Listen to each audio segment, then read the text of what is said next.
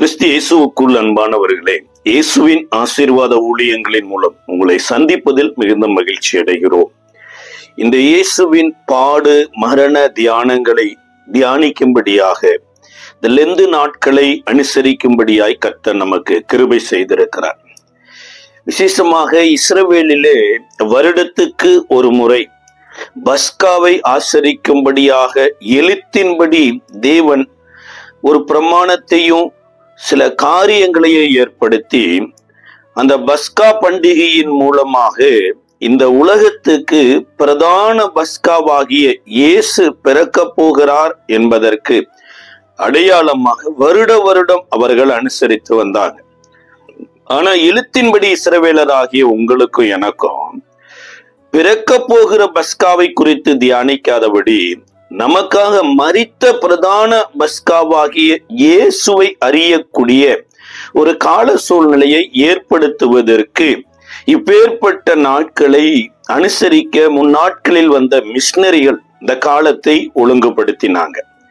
இப்படி நாமும் இந்த 40 நாட்களும் தேவனுடைய சமூகத்துல தேவனுக்கு எப்படி பிரியமாய் வாழ முடியும் என்று வேதம் வலியுறுத்துகிறதோ அதை குறித்து நாம் தியானிக்க இருக்கிறோம்.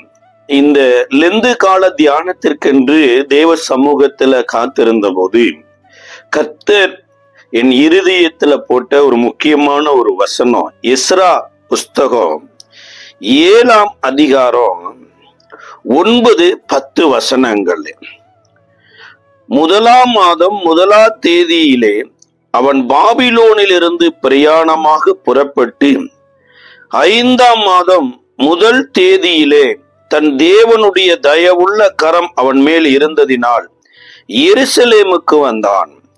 கர்த்தருடைய வேதத்தை ஆராயவும் அதன்படி செய்யவும் இஸ்ரேலிலே கட்டளையும் நீதி நியாயங்களையும் உபதேசிக்கவும் எஸ்ரா தன் இருதயத்தை பக்குவப்படுத்தி இருந்தான். அதாவது எருசலேமில வந்த உடனேயே எருசலேமில இருக்கக்கூடிய சூழ்நிலை எஸ்ராவினுடைய வாழ்க்கையை மிகவும் பாதித்திருக்கலாம். ஏன்னா அலங்கம் இடிக்கப்பட்டு கிடக்குது. இதற்கு முன்பாக இந்த அலங்கத்தை கட்டுவேன் என்று வந்தவங்க அலங்கத்தை கட்டல. இன்னும் தேவன் விரும்புகிற வண்ணமாய் எருசலேம் இல்லை. ஆனா இந்த எஸ்ராவை கர்த்தர் பாபிலோனிலிருந்து புறப்பட பண்ணின தேவன். அப்ப இன்றைக்கு நீங்களும் நானும் தேவனுக்கென்று வாழணுமா இருந்தா தேவனே சில காரியத்தை நமக்குள்ள செய்கிறார். இன்னைக்கு எத்தனையோ பேர் பாருங்க, பக்தி வைராக்கியமா இருக்கிறேன் என்று வாழ்ந்து அந்த தற்கால பக்தி வைராக்கியம் சில காலமானதுக்கு அப்புறம் முடிந்து போய் விடுகிறது. இதற்கு காரணம் இந்த பக்தி வைராக்கியத்தை தேவன் ஏற்படுத்தல, தங்களுக்கு தாங்களே ஏற்படுத்தி கொண்டாங்க. ஆனா இந்த எஸ்ராவை குறித்து வேதம் சொல்லுகிறது, 1ஆம் மாதம் 1 தேதியிலே பாபிலோனிலிருந்து புறப்பட்டு பிரயாணமாய் வந்தார் அப்படிங்கிறார். அப்ப ஃபர்ஸ்ட் மாதத்துல ஆரம்பிக்கப்பட்ட இந்த பிரயாணம் 5ஆம் மாதம் 1 தேதி, கிட்டத்தட்ட 4 மாதங்கள் பாபிலோனிலிருந்து எருசலேமுக்கு வருவதற்கே தேவனுடைய கரம் இவரை வழி நடத்தினது பாருங்க. இந்த 40 நாள் தேவனுடைய சமூகத்துல தியானிக்கணும் அப்படின்னா தேவனுடைய கரம் நமக்கு உதவி செய்யணும். ஃபர்ஸ்ட் பாபிலோனிலேயே பிறந்து பாபிலோனிலேயே வாழ்ந்து பாபிலோனிய ஆகாரத்தை புசித்து பாபிலோனியரை போல இருந்த இந்த எஸ்ரா இப்பொழுது பாபிலோனிலிருந்து புறப்பட்டுட்டாரு. ஆனா பாபிலோனியரை போல எருசலேமில வாழக்கூடாதுன்னா தேவனுடைய கரம் 4 மாதங்கள் இவரை நடத்தியிருக்கு. இந்த 5ஆம் மாதம் 1 தேதியில எருசலேமுக்கு வந்ததுக்கு அப்புறம் அவரை குறித்து சொல்லப்பட்டிருக்குது, அவர் இருதயத்தை பக்குவப்படுத்தினார். எதற்கு இருதயத்தை பக்குவப்படுத்தினார்? இன்னைக்கு எத்தனையோ குடும்பங்கள் தேவனுடைய பரிபூரணமான சந்தோஷத்தையும் பரிபூரணமான ஆசீர்வாதத்தையும் அனுபவிக்க முடியாமல் இருப்பதற்கு காரணம் என்னன்னா பக்குவம் இல்லாமல் நடந்து கொண்ட காரியங்கள். சார், ஒரு ராஜாவாகவே இருந்தாலுமே அந்த ராஜா பக்குவம் இல்லாமல் இருப்பார் என்றார். யோசிச்சு பாருங்க, அந்த ராஜ்ய நிலை நிற்காது.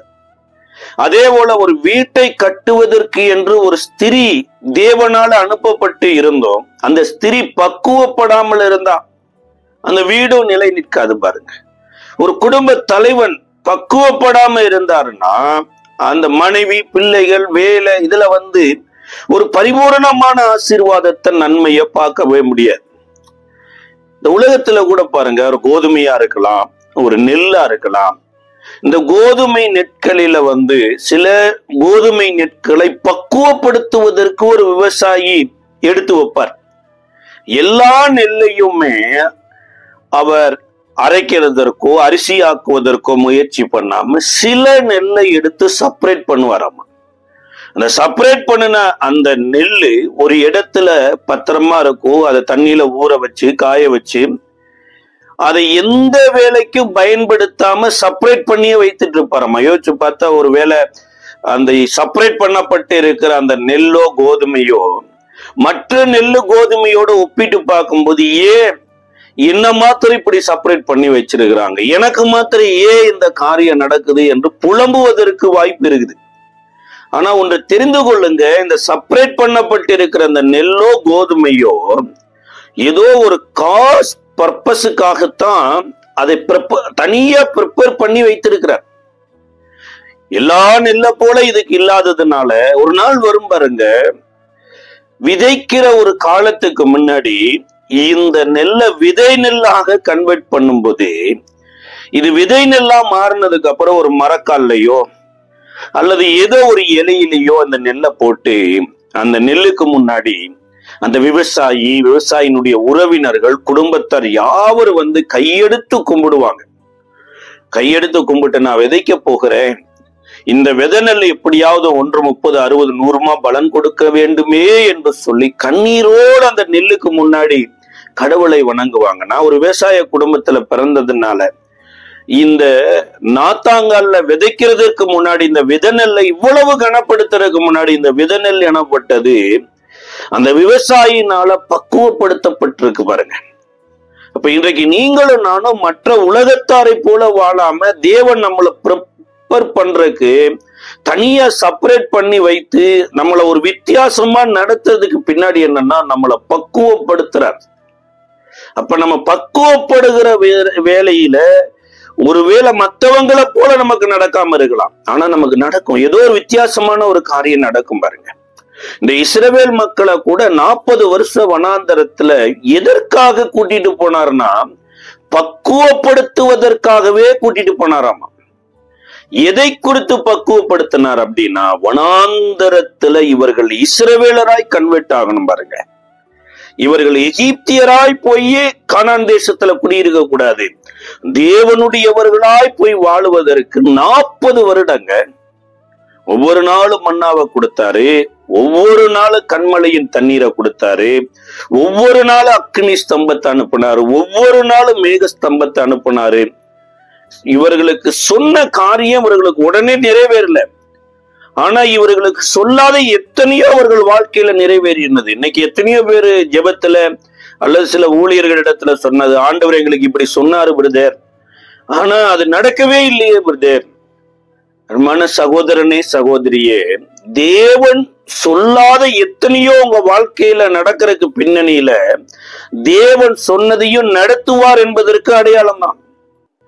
அதாவது இந்த ஜனங்களை பாலும் தேனும் ஓடுகிற கானான் தேசத்துல கொண்டு போய் சேர்ப்பேன்னு தான் சொன்னாரே தவிர செங்கடலை பிளந்து கூட்டிட்டு போவேன், ஒவ்வொரு நாள் காலையிலும் தூதர்கள் புசிக்கிற மன்னாவை அனுப்புவேன், கண்மலையிலிருந்து தண்ணீர் வரும், ஆசாரிப்பு கூடாரத்தை கொண்டு வருவேன், கற்பலையை கொண்டு வருவேன்னு சொல்லவே இல்லை. அதே போல யாக்கோபனிடத்திலையும் பாருங்க, அவர் வீட்டை விட்டு புறப்பட்டு போகிற போது கர்த்தர் சொன்னார், நீ போகிற இடத்துல உன்னை பாதுகாப்பேன், உன்ன ஆகாரம் கொடுப்பேன், உடுத்த வஸ்திரம் கொடுப்பேன், உன்னை சுகமா திரும்பி வர பண்ணுவேன்னாரு. ஆனா இதை விட முக்கியமானது என்னன்னா, தேவன் சொல்லாத மனைவிகளை கொடுத்தாரு, ஆடு மாடுகளை கொடுத்தாரு, பிள்ளைகளை கொடுத்தாரு. அங்க ஒரு மிகப்பெரிய ஒரு சத்தியத்தையே யாக்கோபுக்கு வெளிப்படுத்தினார். அதே மாதிரிதான் உங்க வாழ்க்கையிலையும் தேவன் சொன்னது ஒருவேளை இதுவரைக்கும் நடக்காமல் இருக்கலாம், ஆனா தேவன் சொல்லாத எத்தனையோ நல்ல காரியங்கள் உங்கள் வாழ்க்கையில நடந்திருக்கு இல்லைங்களா? அப்ப இதெல்லாம் எதை காண்பிக்கிறது அப்படின்னா, தேவன் சொல்லாததே என் வாழ்க்கையில நடக்கும் என்றால் தேவன் சொன்ன காரியமும் நிச்சயமா நடக்கும். அப்ப அந்த இருதயத்தை பக்குவப்படுத்தணும் பாருங்க. இன்னைக்கு எத்தனையோ பேருடைய வாழ்க்கை மதம் மாறி இருக்குதே தவிர, வஸ்திரம் மாறி இருக்குதே தவிர, வீடு மாறி இருக்குதே தவிர, மனது எனப்பட்டது மாறவே இல்லை. ஃபர்ஸ்ட் ஆண்டவர் நமக்குள்ள எதை காண்பிக்கிறார் அப்படின்னா, பரலோக ராஜ்யத்தை காமிக்கிறாரு. பரலோக ராஜ்யத்தின் பக்கமா நம்மளுடைய மனதை திருப்ப சொல்றாரு. இப்போ நம்மளுடைய மனம்தான், இருதயம்தான் தேவனுக்கு நேராக சரியாகிற போது, இந்த இருதயத்தை நம்ம பக்குவப்படுத்திட்டோம்னு வைங்களேன், இடத்தை சீக்கிரத்துல பக்குவப்படுத்தலாம். இருதயத்தை பக்குவப்படுத்தாம எந்த இடத்தையும் நம்ம சரிப்படுத்தணும்னா அது டெம்பரவரியான சரிப்படுத்தல தவிர ஒரு நிரந்தரமானது இல்லை. அதனாலதான் எஸ்ரா எருசலேமுக்கு வந்ததுக்கு அப்புறம் எல்லாவற்றையும் பார்த்தாரு. ஆனா எல்லாவற்றையும் சரிப்படுத்துறதுக்கு முன்னாடி தன் இருதயத்துக்குள்ள கர்த்தருடைய பிரமாணங்களையும் கர்த்தருடைய கட்டளைகளையும் நீதி நியாயங்களையும் கொண்டு வந்து இதை போதிக்க வேண்டும் என்று இருதயத்தை பக்குவப்படுத்தினாரம்மா. சங்கீதக்காரராகிய தாவீது கூட, நீர் என்னை ஈசோப்பினால் சுத்திகரியும், அப்பொழுது நான் சுத்தமாவேன், என்னை கழுவி அருளும், அப்பொழுது நான் உறைந்த மலையிலும் வெண்மையாவேன். அப்ப இருதயத்தை ஆண்டவர் நமக்கு சுத்திகரிக்க வேண்டும் என்று நம்ம ஜெபிக்கணும் பாருங்க. எது சரியா இருக்குதோ இல்லையோ நம்ம இருதயம்தான். ஏன்னா இந்த இருதயத்துல இருந்துதாங்க எல்லாமே வருது. ஒரு நல்லதா இருக்கலாம், கெட்டதா இருக்கலாம். நம்மளுடைய இருதயம் சரியா இருக்கும் பட்சத்துல நம்மளுடைய தேவனுடைய கற்பலகை, தேவனுடைய கட்டளை நம்ம இருதயத்துல எழுதப்பட வேண்டும் என்று தேவன் எதிர்பார்க்கிறார். அதனாலதான் இன்றைக்கு தாவீது என்னத்தை ஜெபிக்கிறார்னா, ஆண்டவரே என்னை கழுவுங்க, ஆண்டவரே உமக்கு பிரியமானபடி என் வாழ்க்கை இல்லை. ஒருவேளை நான் நினைச்சேன் நான் வாழ்ந்த வாழ்க்கை உமக்கு பிரியமா இருந்திருக்கும், நான் பாடின பாடல்கள் உமக்கு பிரியமா இருந்திருக்கும், நான் உனக்காக சவதரித்து வைத்த வெள்ளி பொண்ணு தங்கம் காணிக்கை உமக்கு பிரியமா இருந்திருக்கும். ஆண்டவரே இதெல்லாம் வைத்து உம்மை பிரியப்படுத்திட முடியும்னு நான் நினைத்தேன்.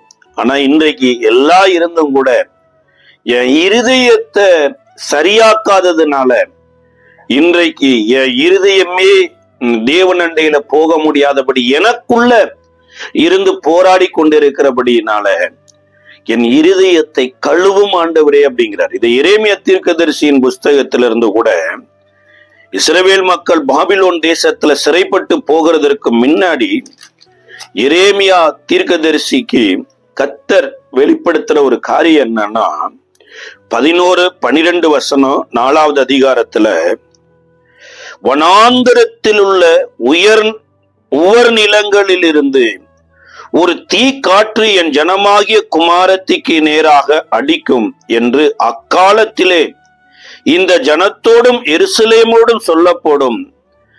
அது தூற்றவும் மாட்டாது, சுத்திகரிக்கவும் மாட்டாது. தேசத்தின் மேல ஒரு மிகப்பெரிய ஒரு காத்து அடிக்க போகுது. அந்த காத்து, அதாவது கோதுமை அறுத்ததுக்கு அப்புறம் பதற தனியாகவும் கோதுமை தனியாகவும் செப்பரேட் பண்ற காற்று அல்ல. எப்பேற்பட்ட காற்றுனா தீ காற்று அடிக்குமாமா. தீ காற்றுல சுவாசிக்க முடியாது, தீ காற்றுல குடியிருக்க முடியாது. தீ காற்று எதற்காக அனுப்பப்படுதுன்னா அழிவுக்காக அனுப்பப்படுகிறது. அப்ப தீ காற்றுல இருந்து நீங்களும் நானும் தப்புவிப்பதற்கு ஒரு கூடாரம் போடுங்கள் என்று தேவன் சொல்லல. தேவன் இந்த தீ காற்றுல இருந்து தப்பிக்கிறதற்கு எதை நமக்குள்ள எதிர்பார்க்கிறார் அப்படின்னா, 14வது வசனத்துல சொல்றாரு, எருசலேமே நீ ரட்சிக்கப்படும்படி உன் இருதயத்தை பொல்லாப்பற கழுவு, எந்த மட்டும் அக்கிரம நினைவுகள் உன் உள்ளத்திலே தங்கும். அப்ப இந்த லெந்து நாட்களினுடைய 1வது நாள் தியானத்துல இருதயத்தை பக்குவப்படுத்துவதற்கு முதலாவது இருதயத்தை கழுவணுங்க. இருதயத்தை கழுவணுமா இருந்தா இருதயத்துக்குள்ள ஏதேதோ அழுக்கு உள்ள வந்துருச்சு பாருங்க. நம்ம இருதயத்தோடு கூட நம்மளுடைய சரீரமும் சேர்ந்தே கனெக்ட் பண்ணப்பட்டிருக்கு. சொல்ல போனா இந்த இருதயத்தை பக்குவமா பாதுகாக்கிறதுக்கு தான் சரீரமே. அப்ப இருதயத்தின் நிறைவுனால வாய் பேசுங்கிற மாதிரி இருதயத்தின் நிறைவுனால தாங்க சரீரமே செயல்படும். ஒரு மனிதனுடைய இருதயத்துக்குள்ள என்ன இருக்குதோ அந்த இருதயத்துல இருக்கிறதின்படியே அந்த சரீரத்தை பங்கன் படுத்துவார் பாருங்க. அப்ப பெரிய அழிவுல இருந்து இன்னைக்கு நீங்களும் நானும் காக்கப்படணும். தீக்காற்றிலிருந்து காக்கப்படுவதற்கு ஆண்டவர் நம்மளிடத்துல எதை எதிர்பார்க்கிறார்னா, உன் அக்கிரம நினைவுகளிலிருந்து நீ கழுவப்படணுங்கிற. எத்தனையோ நேரங்களில எருசலேம்ல நம்ம இருக்கிறவங்க, ஆனா எருசலேம்ல தேவன் எப்படி இருக்கணும்னு விரும்பினாரோ அதன்படி இல்லை. அதனாலதான் சொல்றாரு, எருசலேமே நீ ரட்சிக்கப்படும்படி உன் இருதயத்தை பொல்லாப்பற கழுவு. சில பேர் நினைச்சுக்கிறது என்னன்னா, ஒரு புனிதமான ஒரு ஸ்தலத்துல, ஒரு புண்ணிய ஸ்தலத்துல, தேவாலயத்துக்குள்ள இருந்துட்டோம்னா தேவாலயத்தை காக்கிற தேவன் தேவாலயத்துக்குள்ள உள்ள இருக்கிறவங்களையும் காப்பாற்றுவார்னு நினைத்து கொண்டு இருக்கிறோம். அது மிகப்பெரிய ஆபத்துல போய் முடிஞ்சிடும். தேவாலயம் நம்மை காப்பாற்றும் என்று நம்ம நினைத்தோம்னா கட்டாயம் பாருங்க, தேவ ஆலயம் தேவனுடைய விருப்பத்தின்படி இல்லைன்னா ஆலயமே தன்னை காப்பாற்ற முடியாது.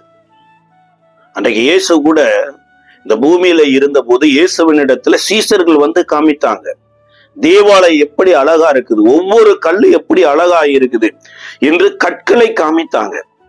ஆண்டவர் சொல்றாரு, ஒரு கல்லின் மேல் ஒரு கல் இராதபடி எல்லாம் இடிந்து தரமட்டமாக்கப்படும் நாட்கள் வரும்னாரு. இந்த தேவாலயத்தினுடைய நோக்கத்தையே மறந்து தேவாலயத்தை பிடிச்சிட்டாங்க பாருங்க. அதே மாதிரிதான் இஸ்ராவின் காலத்துல எருசலேம் எனப்பட்டது இருக்க வேண்டிய விதமா இருக்கணும்னு சொல்லுதான் இருதயத்தை பக்குவப்படுத்தினார். அன்னைக்கு எரேமியாவின் மூலமா சொல்றாரு, எருசலேமே நீ ரட்சிக்கப்படும்படிக்கு உன் இருதயத்தை பொல்லாப்பற கழுது அப்படிங்கிறார். அப்ப எருசலேம் என்னத்தினால் நிறைந்திருக்குதுன்னா அக்கிரமத்தினால நிறைந்திருக்குதாம். அப்ப அக்கிரமத்தினாலும் பொல்லாப்புனாலும் இருக்கிற எருசலேம கழுவ சொல்லி ஆண்டவர் சொன்னாரு. ஆனா அந்நாட்கள்ல எரேமியாவின் காலத்துல இருந்தவங்க கழுவல.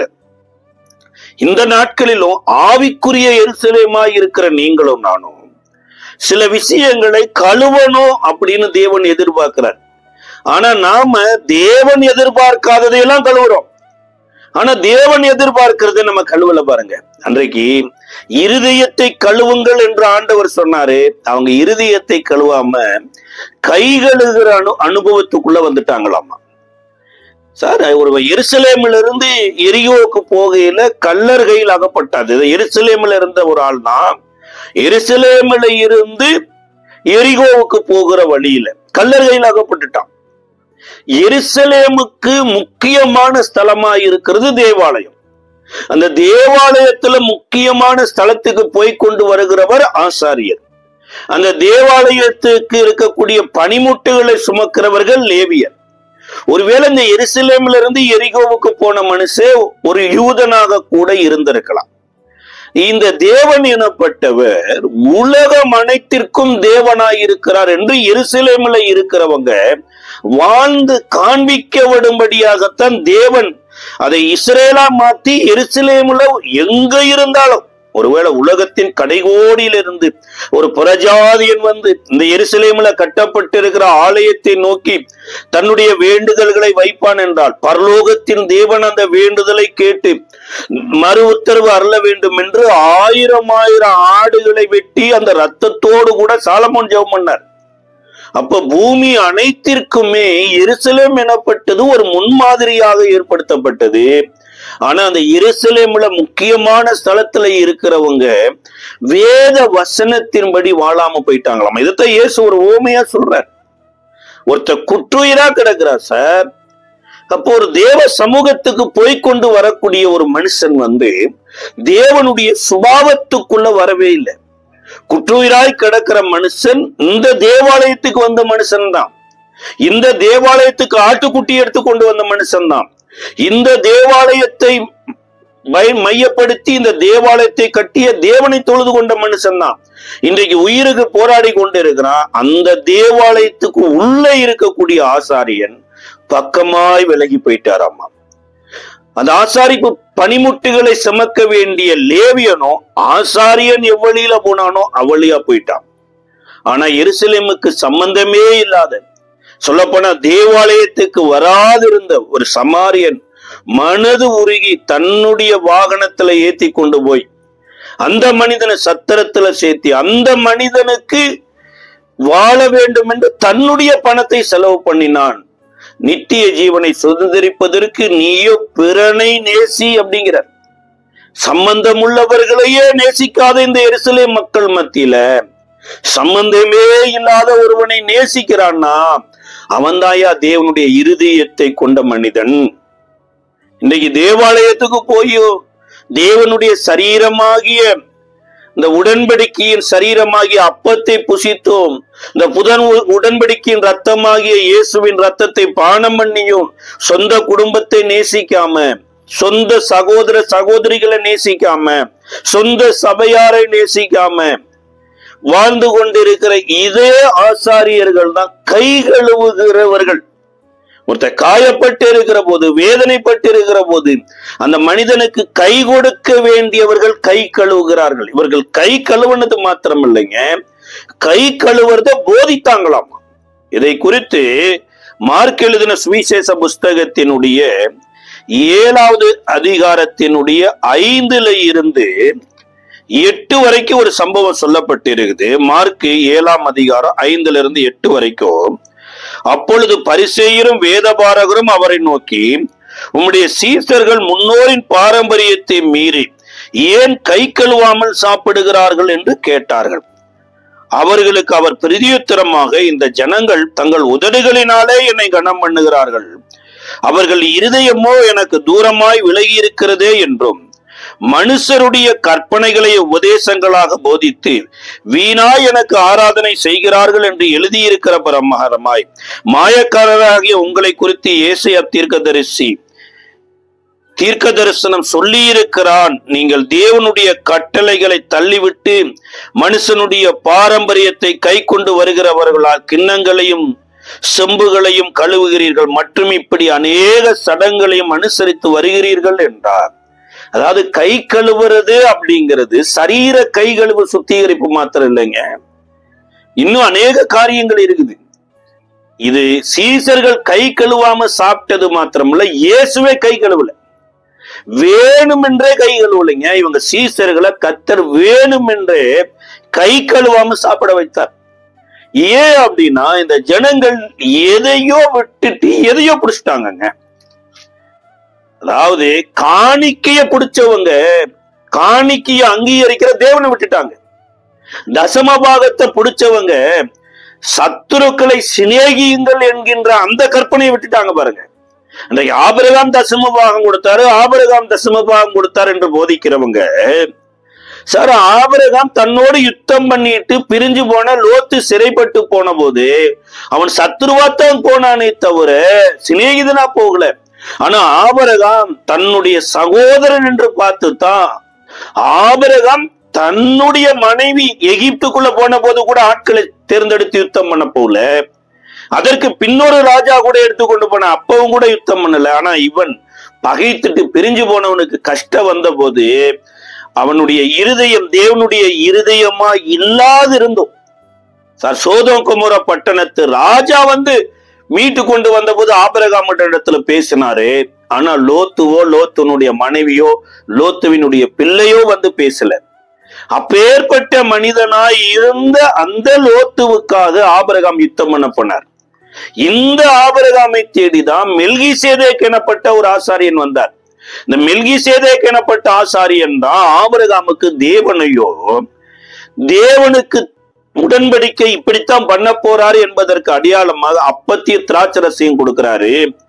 அதற்கு அப்புறம்தாங்க ஆபிரகாம் தசமபாகம் கொடுக்கிறாரு. முதல்ல ஆபிரகாம் தன்னையே தேவனுக்கு கொடுத்தார், அதுக்கப்புறம் தான் தன்னுடையதை கொடுத்தார். காலப்போக்குல இந்த காணிக்கையை மாத்திரம் போக்கஸ் பண்ண பரிசேயர் சதுசேயர் தேவன் எதிர்பார்க்கிற இருதயத்தை விட்டுட்டாங்க.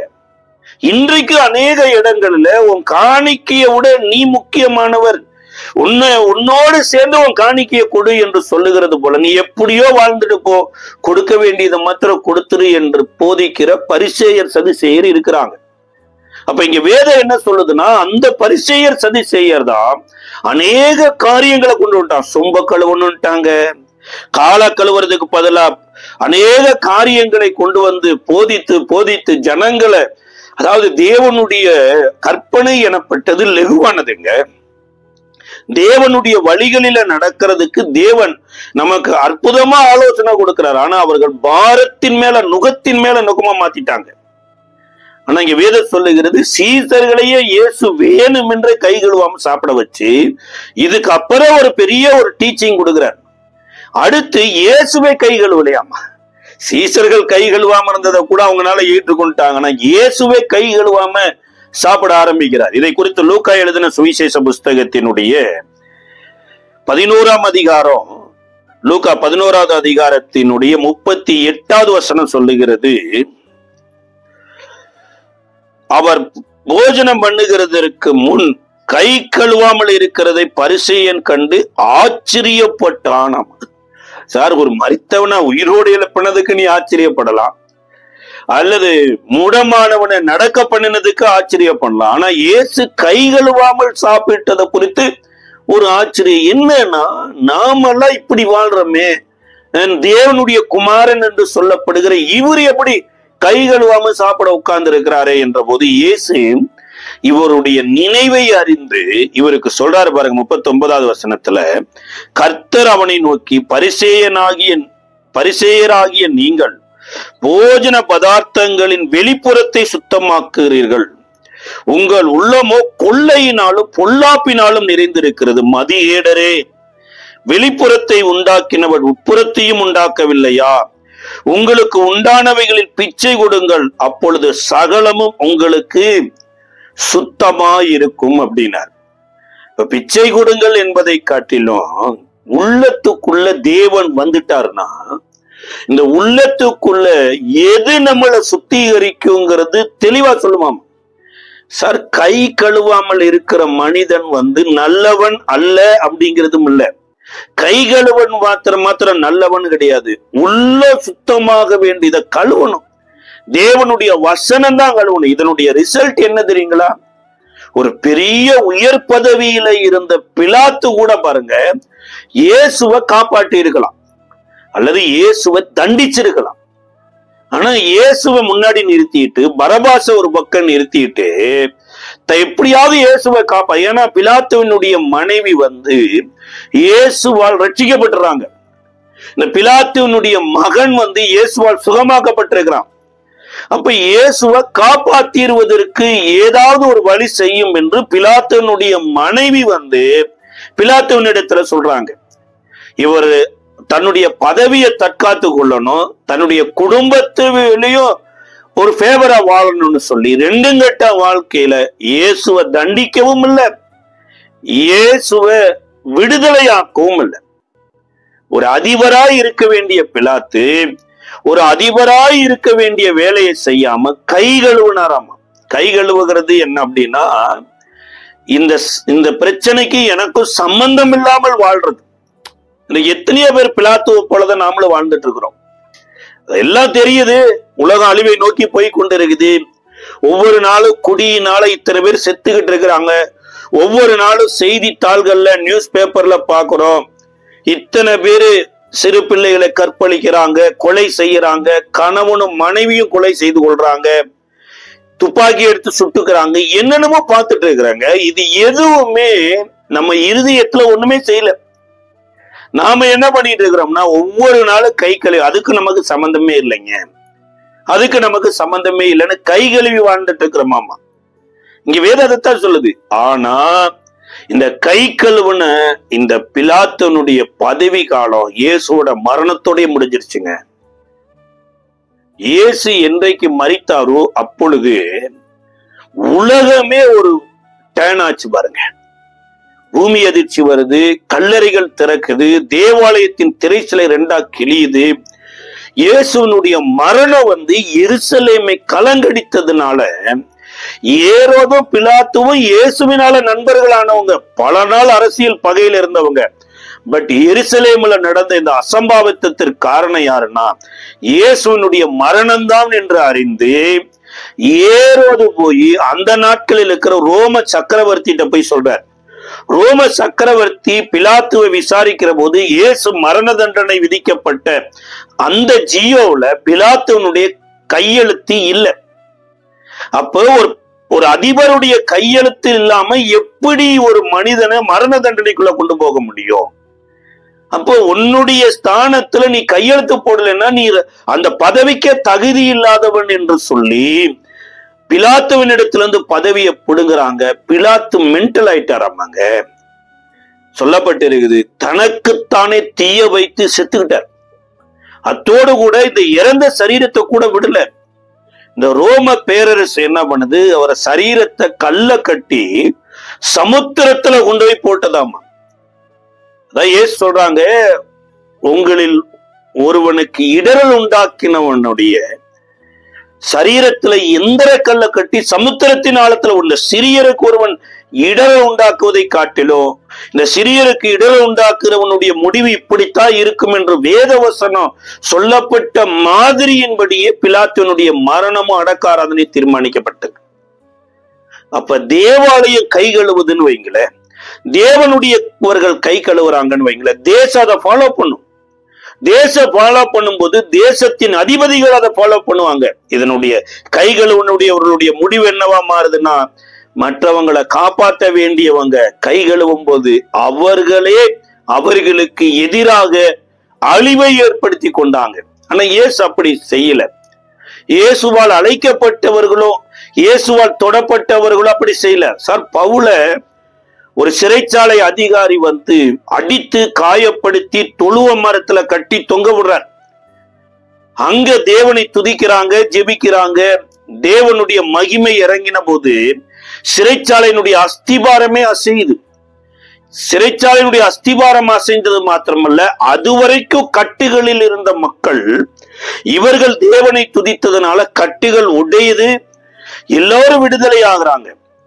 ஒருவேளை இவர்கள் தப்பித்து போய்விட்டார்களோ என்ற பயத்துல சிறைச்சாலை அதிகாரி ஓடி வந்து பார்க்கிறாரு. அங்க விளக்குகள் அனைத்தும் அணைக்கப்பட்டாயிருக்குது, அஸ்திபாரங்கள் முழுவதும் போயிருச்சு, கதவு ஜன்னல்கள் எல்லாம் உடைஞ்சிருச்சு. இப்பொழுது சிறைச்சாலை அதிகாரி தனக்குத்தானே ஆண்டு கொண்டு போகிற போதுதான் பவுல் இவ்வளவு காயத்தின் நடுவுல அந்த மனிதனுக்கு தேவனுடைய வசனத்தை போதித்தாராமா. இதை குறித்து அப்போஸ்தல நடவடிக்கையின் புஸ்தகத்தினுடைய 16வது அதிகாரம், அப்போஸ்தல 16வது அதிகாரத்தினுடைய 32, 33 வசனங்கள்ல சொல்லப்பட்டிருக்கிறது. அவனும் அவன் வீட்டில் இருந்த யாவரும் கர்த்தருடைய வசனத்தை போதித்தார்கள். இவ்வளவு காயங்கள் அடிபட்டிருக்கிறங்க, இவ்வளவு வேதனை இருக்குதுங்க. நாமளா இருந்தா என்ன பண்ணிருப்போம்? போதித்திருப்போமா? இன்னைக்கு சின்ன பிரச்சனை வந்தா கூட தேவன் இருக்கிறாரா இல்லையாங்கிற ஒரு நிலைமைக்கு போயிடும். ஆனா ஒன்று மறந்து போயிடாதீங்க, நம்ம வாழ்க்கையில எது வந்தாலுமே அதை மேற்கொள்ளுவதற்கு இருதய பக்குவப்பட்டிருக்கணும். அதான் ஆபகு தீர்க்கதரிசி சொல்றாரு, அத்திமரம் துளிர் விடாம போனாலும், திராட்சை செடி கனி விடாமல் போனாலும், ஆடுகள்ல மாடு எல்லாமே இல்லாம போனாலும் கர்த்தர்னு ஒருத்தர் இருக்கிறாரு, அவருக்குள் களி கூறுவேன் அப்படிங்கிறார். இன்னைக்கு அத்திமரத்தை தான் நம்ம பார்த்துக்கிட்டு இருக்கிறோம், திராட்சை செடியைத்தான் பார்த்துட்டு இருக்கிறோம். இந்த உலகம் உண்டான போது அத்திமரமும் கிடையாது, திராட்சை செடியும் கிடையாது, ஆடும் கிடையாது, மாடும் கிடையாது. வானத்தையும் பூமியை உண்டாக்கிய கர்த்தர் இந்த உலகத்துக்கு வந்தாருங்க. கர்த்தர் இந்த உலகத்துக்கு வந்ததுனாலதான் இத்தனை இந்த உலகத்திலே வந்ததுங்க. அது போல இதை கேட்டுக்கொண்டிருக்கிற அன்பான சகோதரியே, சகோதரனே, உன் வாழ்க்கையில எதுவுமே இல்லைன்னு நினைத்தா கூட கவலைப்படாத. எதுவும் இல்லாத இந்த உலகத்துல ஒரு பெரிய காரியத்தை செய்த ஆண்டவர் உனக்காக இந்த காலத்துல ஒரு பெரிய காரியத்தை செய்வார். அவருக்குள் களி கூறுங்க. உங்க இருதயம் தேவன் மேல பட்டுதலா இருக்கட்டும், தேவனுடைய வார்த்தையை நம்பட்டும். என் தேவன் இருக்கிற பட்சத்துல நிச்சயமா எனக்கு நல்லதுதான் நடக்கணும்னு நம்பி பாருங்க. இந்த பவுல் இவ்வளவு காயங்களின் நடுவுல தன்னால ஒரு குடும்பத்தை காப்பாற்ற முடியும்னு இருதயத்தை பக்குவப்படுத்தி சொல்லி அவர்களுக்கு தேவனுடைய வசனத்தை போதிச்சதுனால வேதம் சொல்லுகிறது, மேலும் ராத்திரியிலே அன்னாரத்திலே தானே அவன் அவர்களை அழைத்து கொண்டு போய் அவருடைய காயங்களை கழுவினான். அவனும் அவன் வீட்டார் அனைவரும் ஞானஸ்தானம் பெற்றார்கள். இன்னைக்கு தேவனுடைய வசனம் உங்களுக்குள்ள என்ன பண்ணும்னா, காயப்படுத்தினவர்களுடைய காயங்களை கழுவணுங்க. ஒரு அழகான ஒரு வார்த்தை, ஒரு ஆறுதலான வார்த்தை, ஒரு அன்பான வார்த்தை, சிலருடைய இருதயத்தை குளிர பண்ணும் பாருங்க. அப்ப இந்த சிறைச்சாலை அதிகாரி இப்பேற்பட்ட தேவ பிரசன்ன வர்றதுக்கு முன்னாடி இதே பவுல அடித்தவரு, பல நிந்தையான வார்த்தையை பேசினவரு, இன்னைக்கு இவர் அடித்த காயப்படுத்தின இடத்தையே இவரே போய் கழுவுறார். அப்ப இருதயம் முதலாவது தேவனுடைய வார்த்தையில கழுவப்படுகிற போது நம்ம யாரையெல்லாம் காயப்படுத்தினமோ, ஒருவேளை யாரெல்லாம் நம்மள காயப்படுத்தினாங்களோ அவங்களுடைய காயங்களை கழுவுகிறவர்களா மாறுவோம். சில நேரங்களில நம்மள காயப்படுத்தினவங்க தான் நம்ம கண்ணு முன்னாடி தெரிவாங்க பாருங்க, நம்மள நஷ்டப்படுத்தினவங்க தான் நம்ம கண்ணு முன்னாடி தெரிவாங்க பாருங்க. ஆனா நாம காயப்படுத்தினது, நாம நஷ்டப்படுத்தினது, நம்ம சில பேர் அள வைத்தது, நம்ம சில பேர் அனாதையா விட்டுட்டு வந்தது, இது எல்லாமே பாருங்க இந்த ரட்சிக்கப்பட்ட மனுஷனுக்குள்ள அப்படியே மாறும், சகையை மாதிரி மாறும் பாருங்க. இந்த கழுவுகிற ஒரு அனுபவம் தேவ பிரசன்னத்துல சிறைச்சாலை அதிகாரிக்கு தேவன் கொடுத்தார்.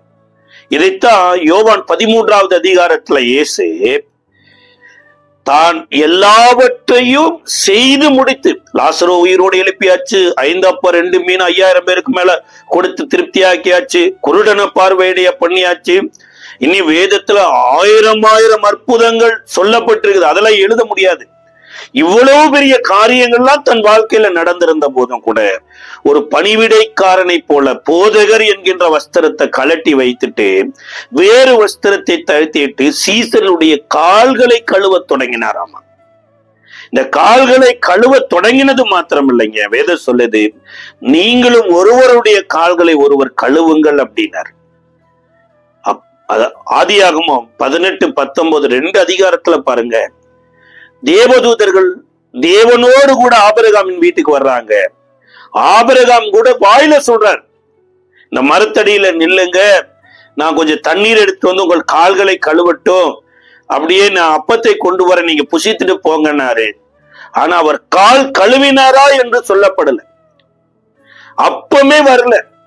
ஆபிரகாம் வந்து சொன்ன காரியத்தின்படியே செய் என்று தேவன் சொன்னாரு, அவர் சொன்ன முழுசும் செய்ததாக அங்க சொல்லப்படல. ஆனா இங்க வேதம் சொல்லுது, இயேசு செய்துட்டு தான் செய்ய சொன்னார். இந்த ஒருவருடைய கால்களை ஒருவர் கழுவுகிறது அப்படின்னா என்னன்னா, ஒருவேளை இன்றைக்கு நாம நல்லவங்களா இருக்கிறதுனால மற்றவங்களை கெட்டவங்களா பாக்குறது, அது நல்லவங்களுடைய ஹேபிட்டே கிடையாதுங்க. நாம நல்லவங்களா இருக்கிறதுனால மற்றவங்களையும் நல்லவங்களாக்குற நல்லவங்களா மாறணும் பாருங்க. சார், நான் பரிசுத்தவானா மாறிட்டேன், நான் நீதிமானா மாறிட்டேன், தேவன் என்ன மாற்றிட்டாருங்கிறது தேவனுடைய மார்க்கமே கிடையாது. என்ன மாற்றின ஆண்டவர் என் மூலமா ஒரு மாற்றத்தை எதிர்பார்க்கிறார். அதற்கு என்ன பண்ணும், அழுக்குள்ள ஒரு மனுஷனை தன்னை மாதிரி பார்க்கணும் பாருங்க. தன்னை தேவன் கழுவினாரே, அவங்களையும் தன் மூலமா கழுவ வேண்டும் என்று தேவனிடத்திலிருந்து ஒரு காரியத்தை எடுத்துட்டு போகணும். அப்ப முதலாவது நம்மளுடைய இருதயம் கழுவப்படாம மற்றவருடைய கஷ்டத்தை பார்க்க முடியாது. அன்றைக்கு பவுல தேவன் மன்னித்து, பவுல தேவன் ஏற்றுக்கொண்டது அவர் வாழ்க்கையில உணர்ந்தாருங்க. அதனாலதான் தன்னை காயப்படுத்தின மனிதனுடைய ரட்சிப்புக்காக ஜெபம் பண்ணி அவர்களை தேவனிடத்துல காண்பித்து அவர்கள் இவர்களுடைய காயங்களை கழுவுனாங்க. இப்ப இந்த லெந்து நாட்களில அஸ்திபாரத்தை சரிப்படுத்தணும் பாருங்க. கால்களை கழுவுறதுன்னா என்னன்னா, ஒரு மனிதனுக்கு அஸ்திபாரமே கால் தாங்க. நம்மளுடைய அஸ்திபாரமே கண்மலையாகிய கிறிஸ்து தாங்க. நம்ம வாழ்க்கை இயேசுவை போல இருக்குதா? இந்த இயேசு இப்படித்தான் நடந்துகிட்டாரா? இந்த இயேசுவை போல நாம இல்லைன்னா இந்த நாட்களில ஜெபம் பண்ணுவோம். ஆண்டவரே, தாவீது கேட்டாரு பாத்தீங்களா, என்ன கழுவுங்க ஆண்டவரே, என்னை கழுவி என்ன உமக்கு பிரியமுள்ள ஒரு பாத்திரமா மாத்துங்க. பேதுரு சொன்னாரு, ஆண்டவரே நீ ஒரு காலம் என்னை கழுவ கூடாதுன்னாரு. ஆனா ஆண்டவர் சொன்னார், நான் உன்னை கழுவலைன்னா உனக்கு பங்கும் இல்லை பாகமும் இல்லைன்னாரு. இந்த லெந்து நாட்கள்ல முதலாவது நாள்ல நம்மளுடைய இருதயத்தை பக்குவப்படுத்துறதற்கு அதாவது இருதயத்தை கழுவுங்கள் என்று ஆண்டவர் சொல்றார். நம்ம ஜெபிக்கலாமா? கிருபை நிறைந்த நல்ல ஆண்டவரே, இயேசுவின் நாமத்தில் நன்றியோடு ஸ்தோத்திரிக்கிறோம். நீ நல்லவர், எங்கள் இருதயங்களை கவனிக்கிறவர், எங்கள் இருதயத்துக்குள்ள இருந்து எங்கள் எதிர்காலத்தை தீர்மானிக்கிறவர். அப்பா, எங்கள் இருதயம் ஒருவேளை எருசலேமிலேயே இருந்தோம், ஆசாரிப்பு கூடார இருக்கிற தேவாலயத்துக்குள்ள இருந்தோம். ஆண்டவரே, நாங்கள் தேவன் விரும்புகிற வண்ணமாக எங்கள் வாழ்க்கை இல்லாமல் இருக்குமானா, இந்த பாபிலோன்ல ஆண்டவரே ஒரு தீக்காற்று எங்களை கொண்டு போய் கொண்டிருக்கிறது என்று அறிந்து தேவன் நீ ரட்சிக்கப்பட வேண்டும் என்று அங்கலாய்க்கிறீரே, உமக்கு ஸ்தோத்திரம். உடனே நாள்ல இந்த சிலுவை பாடு தியானங்களில இயேசுவே உம்மை போல எங்கள் இருதயம் பார்க்கவும், உம்மை போல எங்கள் இருதயம் யோசிக்கவும் நீர் விரும்புகிறதற்காய் ஸ்தோத்திரம். ஆசீர்வதியும் பலப்படுத்தும், அதன்படி வாழ எங்களுக்கு உதவி செய்யும். இயேசுவின் நாமத்தில் ஜெபிக்கிறோம் நல்ல பிதாவே.